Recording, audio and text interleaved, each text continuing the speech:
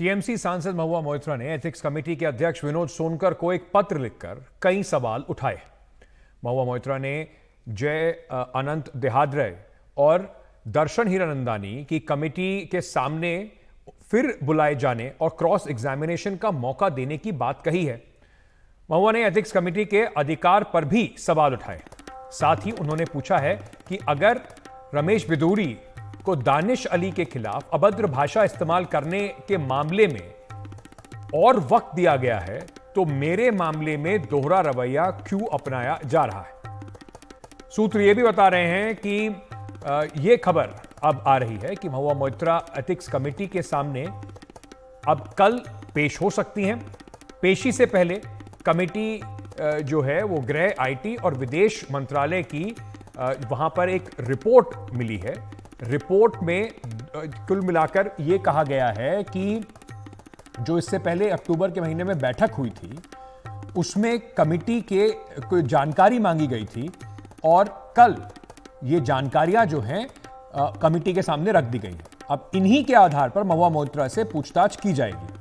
दरअसल Mahua Moitra ethics committee से 5 नवंबर के बाद पेश होने का उन्होंने वक्त मांगा था, लेकिन समन के मुताबिक 2 नवंबर को ही एथिक्स कमेटी जो है उसके सामने उनको पेश होना है।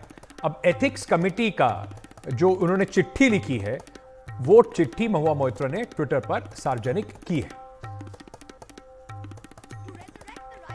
अब आपको ये बताते हैं कि इस पर हमारे पास और क्या जानकारी इस वक्त आ रही है। सूत्र ये बता रहे हैं कि एथिक्स कमेटी के सामने कल पेश हो सकती है महुआ मोइत्रा। पेशी से पहले उन्होंने जो कमेटी ने गृह, आईटी और विदेश मंत्रालय की, जैसे मैंने आपको बताया, रिपोर्ट जो मांगी गई थी 26 अक्टूबर को वो रिपोर्ट आ गई और उसी के आधार पर अब उनसे पूछताछ की जाएगी। हमारे साथ इस वक्त हमारे सहयोगी प्रशांत जुड़ रहे हैं। प्रशांत के पास ये चलते हैं और समझते हैं प्रशांत से कि अब आगे किस तरीके से मामला पूरा खड़ा दिखाई पड़ रहा है। प्रशांत, चिट्ठी को लेकर कोई प्रतिक्रिया अभी तक एथिक्स कमेटी के जो अध्यक्ष हैं उनकी तरफ से कोई आई है क्या?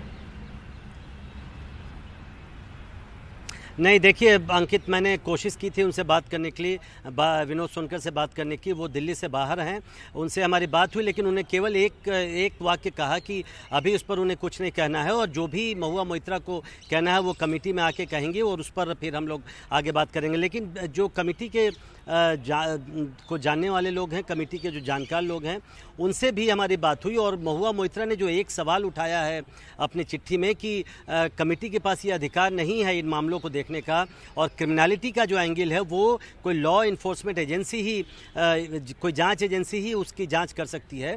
इस पर उनका कहना था कि बिल्कुल ये सही है, एथिक्स कमेटी इस मामले की जांच भी नहीं कर रही है क्रिमिनल एंगल से।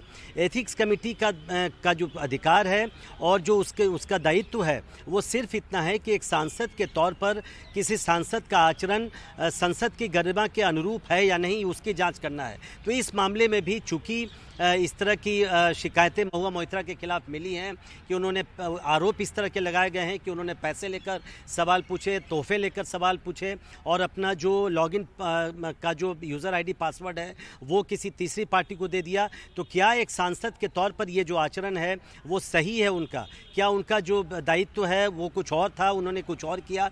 इसकी ही जांच एथिक्स कमेटी कर रही है। एथिक्स कमेटी क्रिमिनलिटी एंगल से जांच कर भी नहीं रही है। अगर वो उन सब चीज़ों की जांच करनी है तो किसी लॉ इन्फोर्समेंट एजेंसी जैसे सीबीआई या अन्य किसी एजेंसी को इसमें आना पड़ेगा। और आप जानते हैं कि जय अनंत देहाद्रे जो मुख्य शिकायत करता है, उन्होंने सीबीआई डायरेक्टर को भी इस चिट्ठी लिखी है।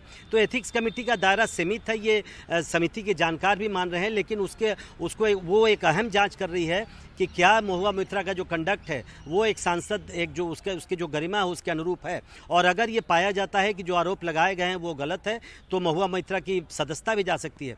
दूसरा सवाल जो सबसे महत्वपूर्ण है कि जो तीन रिपोर्ट की आपने बात की, अंकित, आपको याद होगा 26 अक्टूबर को जब इस मामले पर पहली मीटिंग हुई थी एथिक्स कमेटी को, उसके बाद कमेटी ने तीनों मंत्रालयों को अलग अलग एक चिट्ठी लिखी थी जिसमें महुआ मोइत्रा और इस पूरे मामले में कुछ जानकारियां मांगी गई थी, जिसमें जानकारियां कुछ ऐसी भी थी कि जो महुआ मोइत्रा का जो लॉगिन का जो आईपी एड्रेस है वो कहाँ का है, कितनी बार वो लॉगिन हुआ है, वो उस वक्त कहाँ थी। इसके अलावा दर्शन हीरानंदानी का जो हलफनामा है वो रियल है, फेक तो नहीं है। इसके लिए विदेश मंत्रालय की सहायता ली गई है, उनको चिट्ठी लिखी गई थी। अब इन तीनों मंत्रालयों ने ही अपना जवाब भेज दिया है।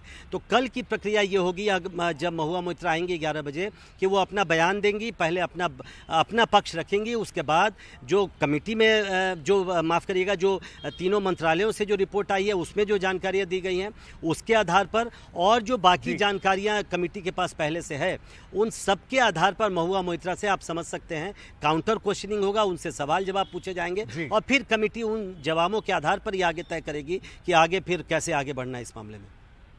बहुत बहुत शुक्रिया प्रशांत हमारे साथ जुड़ने के लिए इस खबर पर।